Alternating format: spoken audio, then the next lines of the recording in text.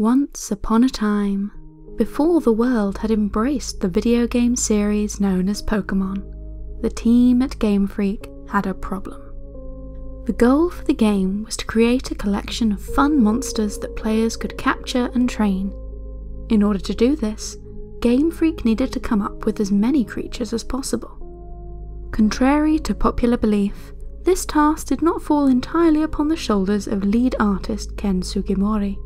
While Ken created many of the monsters that appear in the final game, he was aware of his limitations and knew that he couldn't come up with enough ideas to truly make the world of pocket monsters feel diverse and varied. So, Ken assigned other designers the responsibility to come up with various creatures to appear in the game. One artist, Atsuko Nishida, was given the task of creating an electric-type Pokémon family. Little did Atsuko know, she was about to create the mascot for one of the biggest phenomena in the history of gaming. This is the story of the creation of Pikachu, and how Japanese desserts and squirrels helped inspire the face of Pokémon.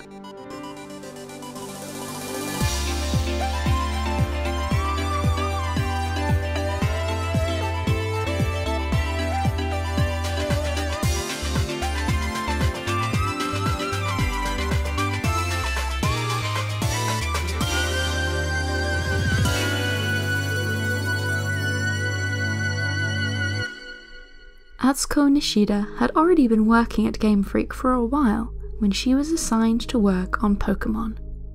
At around the same time, she had been in charge of character design for the Sega Mega Drive game Pulseman, helping to give the game much of its charm. There were 3 designers working on coming up with Pokémon creatures, as Ken Sugimori oversaw the invention of new monsters to include within the game.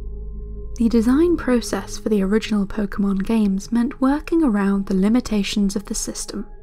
The first step was not always to sketch characters out on paper. Instead, designers went straight to the computer, drawing their creations in big, blocky pixel art. This meant that the designs needed to be big, bold, and eye-catching. It also meant that they needed to be created in grayscale, to match the screen of the typical Game Boy. Atsuko's speciality was cute, cuddly Pokémon. Ken Sugimori was very happy designing cool, sleek, almost scary-looking designs, such as Mewtwo and Gyarados.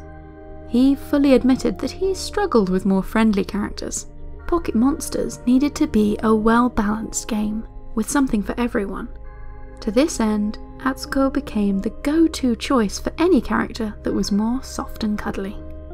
The decisions as to what kind of monsters were included came from what was needed to balance the gameplay. With one assignment, Ken told Atsuko that she needed to create a family of 3 electric Pokémon. No other guidance was given, other than that they needed to be cute. Atsuko set to work, constructing something on the computer. Her first thought was to create something that resembled a long, skinny daifuku, a tasty, sugary Japanese treat. Atsuko gave her creation ears and a face, and named it Pikachu. The logic behind the name was that Pika was onomatopoeia for the noise of electricity zapping, and Chu was a cute sound that a small animal might make. Ken wasn't entirely convinced. This big blob wasn't really what he'd had in mind when he'd assigned this to Atsuko. That said, everyone really liked the name Pikachu. Everyone agreed that this name should be used for an electric Pokémon in the game. They just needed a more rodent-like design to hang it on. So, Atsuko was asked to go back and think of some way to make the creature more unique and distinct from other creatures within the game. Luckily, she had plenty of inspiration to draw from. Atsuko was a big animal lover, and had a pet ferret and a turtle at her home. What she really wanted at the time was a pet squirrel. She thought these tiny rodents were absolutely adorable, both in the way they moved and in the way they stored food in their cheeks. The idea occurred to Atsuko. What if she created an electric squirrel that stored up electricity in its cheeks? The idea seemed to fit perfectly, and so Atsuko created this new design, giving the Pokémon a lightning bolt for a tail to represent its electric power. Ken loved the design, and was eager to get out a pen and paper to draw up the design in more detail. At this stage, Pikachu was still entirely made up of shades of grey, but its simple design suited this look. Eventually, Ken made Pikachu's design yellow, as part of an effort to colour code many of the game's electric Pokémon. The director for the game, Satoshi Tajiri, was also a big fan of Pikachu, and started referring to it as an electric mouse. While Atsuko's initial idea had been for a squirrel, everyone rolled with their boss's interpretation, and thus Pikachu became known far and wide as a mousy creature. In addition to Pikachu, Atsuko also came up with 2 more designs. Many of the Pokémon in the game belonged to evolutionary families with 3 stages, and Pikachu was no exception. First, there was Pikachu, who evolved into Raichu. Then, Raichu evolved into Gorochu, which featured fangs and horns in its design. Unfortunately, Gorochu was ultimately cut from the final version of the game. Game Freak had been too ambitious about how much they were aiming to include into Pocket Monsters, and this creature was among many that were ditched in an effort to simplify things. There was also a danger that Gorochu might imbalance the gameplay towards the end, which led to its removal. Nevertheless, Atsuko was very pleased with Pikachu. It was among her favourite of the designs she created, and she found herself not wanting too many other people to see it. She hoped to retain some form of ownership over the adorable electric rodent. To this end, Pikachu was made into a rare Pokémon in the game, only available in 2 areas of the world, and even then, only appearing very rarely.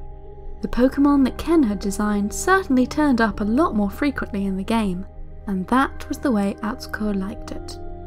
Atsuko didn't factor in the appeal of making something so elusive. When the game finally released, Pikachu quickly earned a cult following as a mysterious, hard-to-catch Pokémon that could dramatically change the early game experience for anyone lucky enough to find one in the game's first forest area. Eventually, Pikachu mania grew even more pronounced, as the monster was chosen as the face of an anime series based on the video games. Once this debuted to the world, there was no going back. Pikachu had inadvertently become the mascot for the Pokémon series. Atsuko hadn't set out to create such an important character, but her work quickly became adored by millions of people around the world. Atsuko was still eager to continue working with the series. One of her own favourite Pokémon was Eevee, and she would continue to design new evolutions for the monster in future games, even creating Sylveon for Pokémon X and Y nearly 2 decades after the creation of Pikachu. The moral of the story is that creating a masterpiece is always easier when you bring your own passion into the work you're doing. Atsuko was able to create a lasting, iconic design for a new Pokémon because she drew from her own personal interests. She was able to communicate her own love of squirrels through the design of Pikachu, and this resonated with audiences. Look for ways to share your own personal view of the world. Your perspective is unique, and you have something noteworthy and special to say. Remember that your voice is important. You never know how far your thoughts, feelings, passions and desires can travel, and just how much they can touch the lives of those around you. Be bold and embrace the things you love. They'll give you the inspiration you need to make your mark on the world.